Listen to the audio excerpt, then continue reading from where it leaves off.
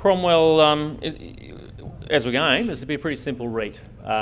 Market cap currently somewhere around 1.3 billion, and that's grown significantly over the last 4 or 5 years. We played the property cycle in Australia pretty well. We actually sold quite a bit of property in 2007, loaded up with a little bit of cash, and we have been consistently, raising money and buying 100 to 200 million Aussie worth of property each year for the last 4 or 5 years. So $1.2 billion, gearing in around the mid-40s. And again, we've played this cycle by having effectively lower gearing at the top of the property valuation cycle and higher gearing at the bottom of the cycle. Sounds pretty straightforward, I know, but you would be surprised how few REITs actually got that right over the course of the cycle. Currently yielding somewhere around 8%, and our guidance for this year is earnings of minimum 7.5 cents and distributions of 7.25. I'll talk a little bit about our portfolio and a little bit about our funds management business, which gives us really an option, I guess, to produce through the funds management business some additional earnings growth over the next 3 or 4 years.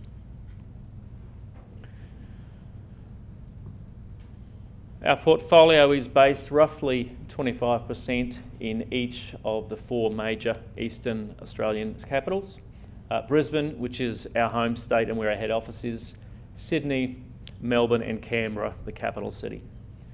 Predominantly office, we have about 91% of our portfolio in office buildings, and we do believe that that's going to be structurally the best sector to be in for the next 3 or 4 years. Retail is going through a bit of a slowdown at the moment, and industrial buildings have been bid up quite a lot over the last couple of years, and we see those as a little bit overvalued in the current market.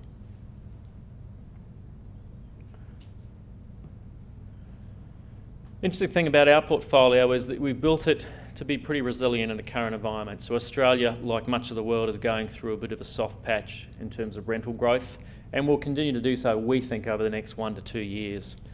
Our response to that has been to lock in a lot of our rent reviews, and almost all of our portfolio has annual rent reviews in Australia, to lock those in at a fixed or at least a fixed minimum rate. And so as a result of that, this year, 69% of our rent reviews are fixed or have a fixed minimum, and the average growth in those rentals is 3.8%. So we can still deliver growth in earnings whilst rentals and the market in general is going through this soft patch. Additionally, we're currently 95% occupied, so very low vacancy, and we have a very low amount of leases expiring in each of the next 2 years. So roughly 2% the rest of this year, roughly 3% next year, and even the year after that only about 7%. So again, we're building our portfolio to be resilient now and to have more exposure to market rents in probably 3 or 4 years' time, by which time we expect to see some substantial improvement flowing through. We have currently on balance sheet about 150 million of surplus cash, which came about as a result of a raising we did late last year and early this. Very well supported by a range of institutional investors, our major shareholder Redefine, and a lot of retail investors. And we've got an interesting share register as well. So our share register, our major investor Redefine came on board in 2009. They're a large South African real estate trust, and they currently own about 1/4 of our portfolio. Fund managers and institutions make up about another 45% of our portfolio, and that's roughly split 50-50 between onshore and offshore holders. So between our South African friends and offshore fund managers, almost half our register is owned offshore, and that was really zero about 5 years ago. So we've seen a lot of interest in Australia and in us over the 5-year period, and that's a trend that we expect to continue going forward. The balance of our registers hold by about 13,000 retail investors, mums and dads, nanas and granddads, and that's strategically important for us as well, for reasons which will become apparent when I talk a little bit about the funds management business. We're looking to put money to work into property, and at the moment we can buy pretty well in Australia. We've seen a fall in values obviously as a result of the financial crisis, but we've really seen those values go nowhere for the last 3 years. We're picking that's going to start to change in the next 12 months as a result of much lower interest rates in Australia and a real demand for property because relative to other asset classes, it's now the standout value play, we believe. We are seeing opportunities to buy good property with stable yields of 8% or better. We are aiming to deliver through the cycle returns of around 12%, including capital growth. And we can very easily in the current debt market fund those acquisitions at somewhere between 5.25% and 5.5% for 3 to 5 year periods. So in terms of a return on equity, we can deliver, with gearing around the low 40% range, a return on equity in terms of 10 to 11% from just the rentals, and then any capital growth we get over and above that will add to that picture over time.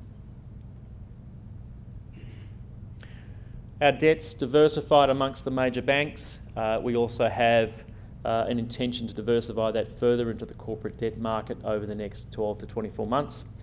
We would expect that to happen naturally as our gearing comes down a little bit and as the market looks further afield in terms of investment opportunities.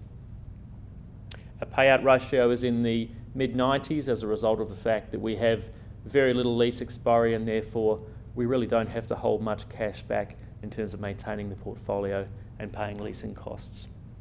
And as I said earlier, the recent equity raisings that we undertook give us the capacity to buy probably somewhere between $200 and $250 million worth of additional property in Australia over the next 3 to 6 months.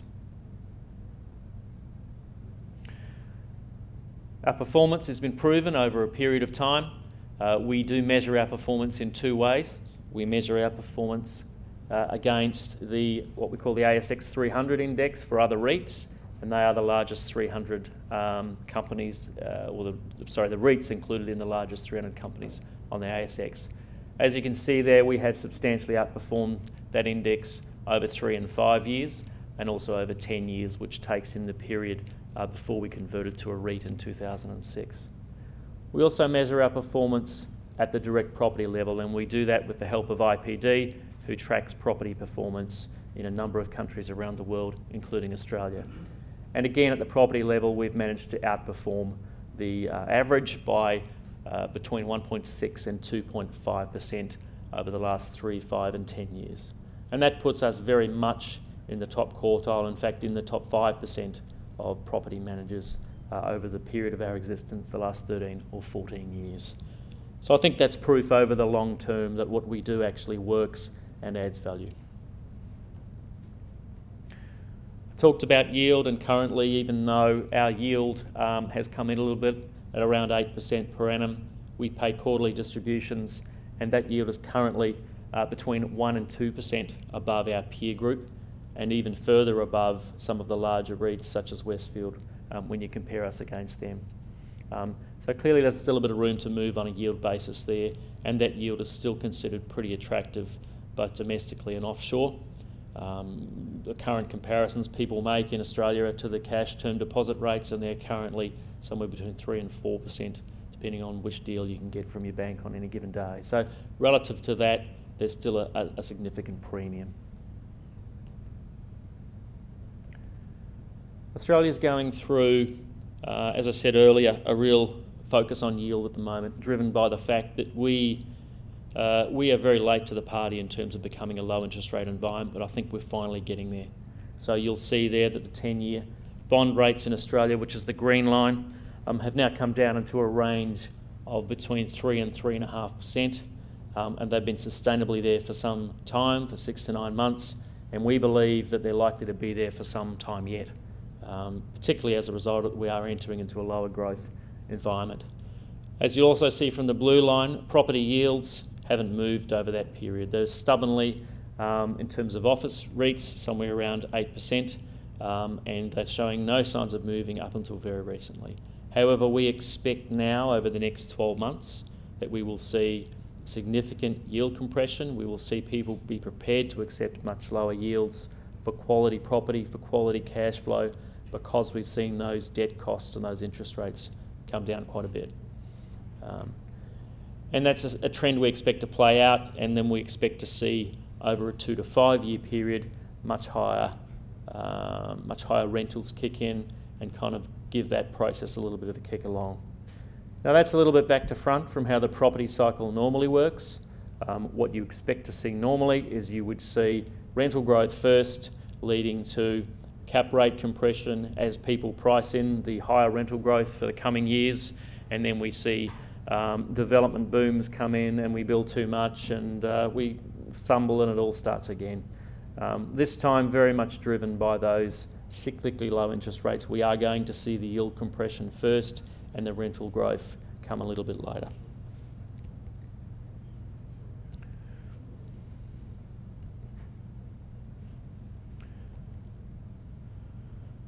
Properties generally have performed. You can see there the last two cycles effectively. You had quite a violent cycle in Australia in the late 80s and early 90s, led pretty much by a rental boom and a massive overbuilding cycle, and consequently a much harder landing.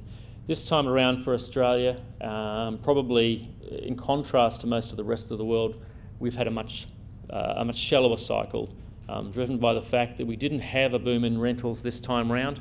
We had a slight increase in cap rates, but we never quite got to the boom stage. And we also had a much softer landing compared to the rest of the world. Clearly, Australia didn't enter into a recession. And we didn't really see in the property world this time around a lot of genuine distressed selling. So it was quite a shallow cycle in terms of the boom bust. We're just going through that period now, and we think it will trend a little bit like the early to sort of mid-90s, where we saw a bit of a clean out in some of the property. We saw very low growth for 2 or 3 years before the capital growth and the rental growth really started to kick in again. Except, as I said, this time capital growth first, rental growth second. We like the office sector. We like it because it's basically at or about its norms in terms of values, in terms of rentals, and in terms of vacancy rates. So vacancy rates are still quite low by historical standards, low to average. And what that means is that when we do see rental growth at some time in the future, there's not going to be enough surplus supply to cater with the additional tenant demand, and we're going to very quickly see some rents escalation for a couple of 3 years until the building cycle has a chance to catch up with growth in rentals. In contrast to that, retail property is going through an adjustment. Retail property in Australia has traded at a significant premium over the last 5 to 10 years as a result of the fact that we had a sustained increases in consumer spending at well above average inflation. And so that led people to bid up the prices of retail property and to accept lower yields on the basis that they were probably going to get above trend growth in rentals through the next few years. That trend has now ended, we believe, and we are seeing an adjustment both in yields expectations and, more importantly, we are seeing a gradual adjustment in rentals, and we're seeing low growth, and in fact market rents are falling in most retail centres, and we expect that we're not going to get a lot of growth in retail over the next couple of years.